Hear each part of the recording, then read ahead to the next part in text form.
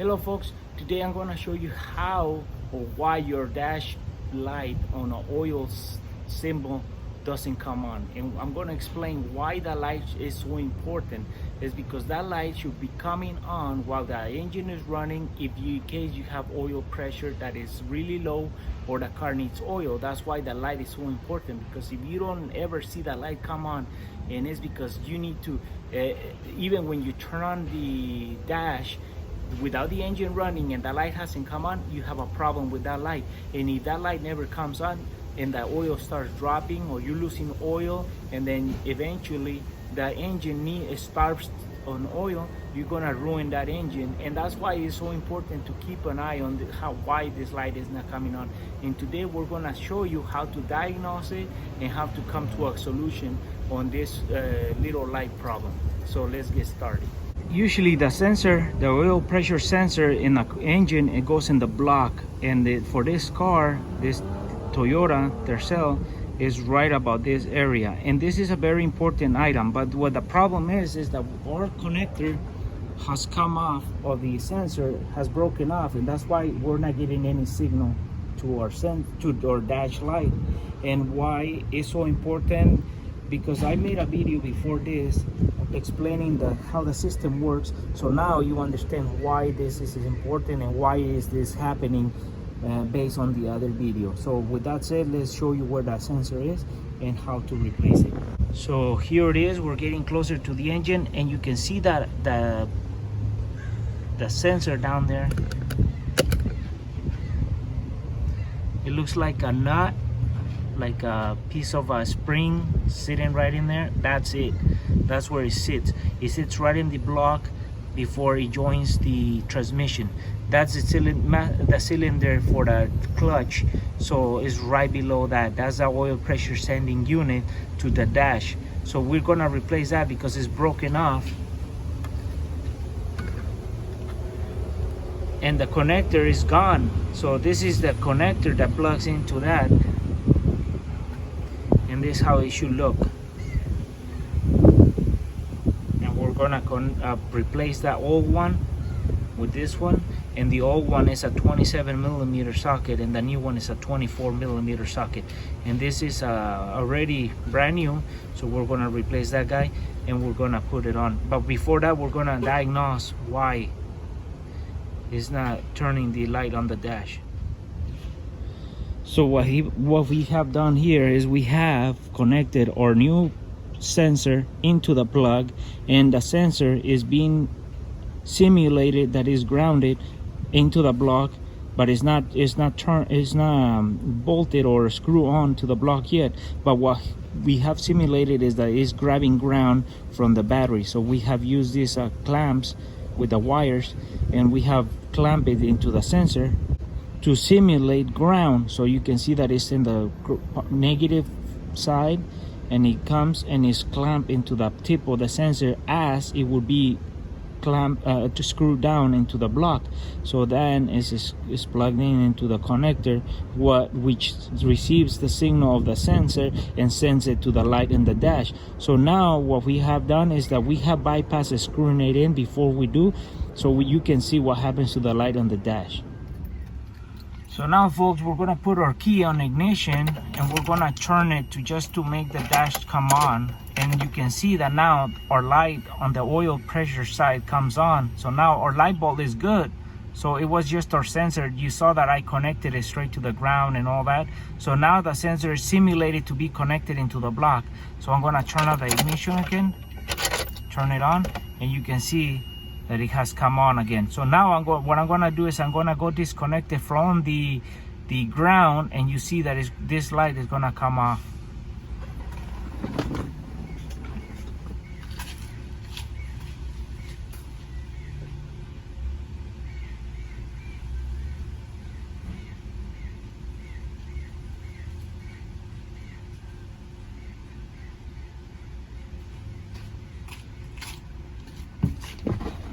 So you saw that the light will turn off and on, because I was disconnected it from the ground. So that means our dash light is good. Our sensor was bad, and that's why the light wouldn't come on. So now you got the light working, because we're gonna replace the sensor. Right now we have it off, and I'm gonna show you how to take it off from the engine and put it back on and connect everything so everything works normal. And we'll turn on the car when the sensor is in, and you'll see that everything's back to normal. Okay, now that we have diagnosed that the light on the dash is good, we're gonna replace our sensor. And for the old sensor on this car, on the Toyota, we're gonna use a 27mm deep socket. And for the old sensor, for the new sensor, we're gonna use a 24mm socket. And the reason is because if you put you need a deep socket, so the body of the sensor goes in before it touches the back of the socket. So you actually see how much of the body is, and it goes in. That's why you need the deep socket. And the broken one, we don't need it, but if it's not broken and it's bad, you want to use a deep socket so there's room enough for the body of the sensor to go in before it touches the back of the socket. And what we do now, folks, we put our deep socket with a ratchet to guide it right into the sensor, and we start loosening it. And we take it off to replace it with a new one.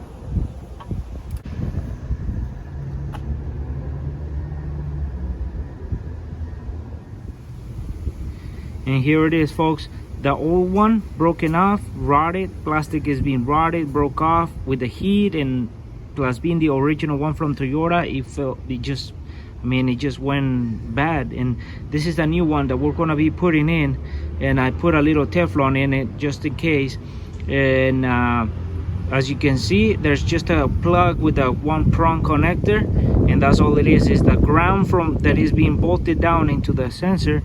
When there's no pressure, is sending ground. So if there's no pressure behind in this opening, this sensor is going to be sending ground to that light on the dash. And that's why it's so important to have this sensor working properly, because if we never see the light come on, we think that the engine has oil, and then one day it can just ruin itself because we never check, because we always rely on the light that wasn't working. What we do, folks, is that we put our new sensor right into the threaded area where the old one was. Be careful, don't cross thread it. Just start it, and then you can tighten it with a ratchet. And for our new sensor, it's a 24mm socket, deep socket, and we put it on. We took out the old one with a 27, but the new one requires a 24mm socket. So we put it on. We make sure it's tightening before we get in there, so we don't have to do that in there. And we put it in, and we tighten our socket. Just this one doesn't have to have much pressure.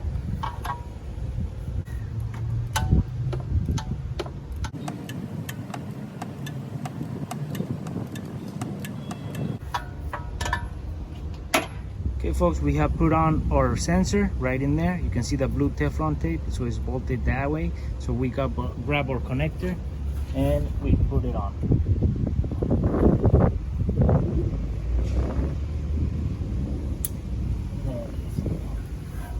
Also, now we're gonna test our light and see if it turns on while we open the key ignition switch. So we open the key, we turn on the key. We haven't turned on the car, we just got the dash turned on. So we got all the lights working. So just like when we were testing the new sensor without being on the block. But now, if that sensor is doing its job, when I turn on the car, that light is gonna turn off because it's gonna read oil pressure. So let's turn on the car.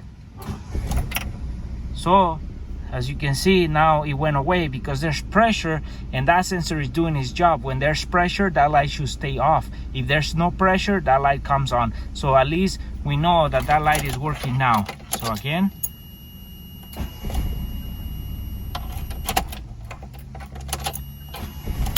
see?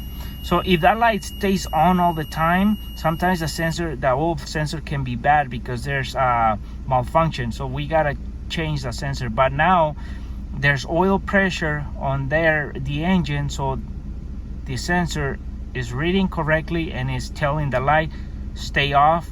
It's not sending ground, so when there's loss of ground on that sensor, is because there's pressure. When there's ground, there's no pressure, so that's why this light is staying off now. So with no pressure, because the engine is not running, with pressure now with the engine running. So we got a good reading now. Well folks, now that we have replaced our oil pressure sensor, the tips that I can give you is that don't start taking stuff apart on the dash thinking that it is a light. First test if the sensor ground the connector to the battery and see if it's sending ground to the light. And don't cross thread it, because the sensor, once you cross thread it, it's really hard to tap that, redo the threads on it. And don't over tighten it, because you can break those threads right into the block and you're gonna have a hard time trying to take those threads out, because you're gonna start losing oil through there. And if you don't put that oil pressure sensor in there, oil will come out through there too. So be careful with that. Don't forget not to put your sensor back in there. And with that said, folks, I hope you have enjoyed this video, and I'll put the link of how the system works so you can understand it right below this video, because it's very important to understand how to diagnose and how this works, so that way you get an idea of what we're doing this. And now that we have verified that our light works and everything's good and back to normal, it's good to diagnose before you get into the dash thinking that it's a light. So that's why I say, before you even get into taking stuff apart that you might think, let's verify the simplest, most thing that you can do, and that's to test the connector that goes into the sensor. If it's a single wire and that connector is always into the block, that means that that sensor is sending only ground. But the other thing I want to say is that I advise is to verify that the cable that you're trying to give it ground is a ground wire. So you want to verify with a test, power test, 12 volt power test, connected, and verified every single wire that is ground or positive, so you don't end up with a short. So on this system, if it's bolted into the ground, the sensor is bolted into the block and it's a single wire, that means it's sending ground to the system. So before you even start making assuming that this is ground or this is positive, always test it with a light, or a test light for power, and it's very simple. So we got our system back on normal, so now we can rely on this light. Okay folks, we'll see you soon with more videos here on the Canal Channel Jose.